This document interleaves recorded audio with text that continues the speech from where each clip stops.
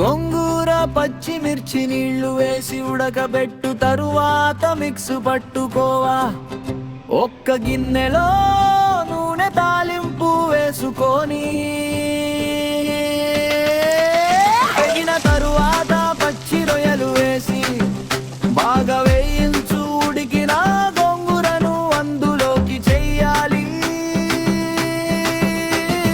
ఉప్పు పసుపు వేసి మూత పెట్టి ఉడికించుకోవాలి. సువాసన పెరిగేలా గోంగూర పచ్చి రొయ్యల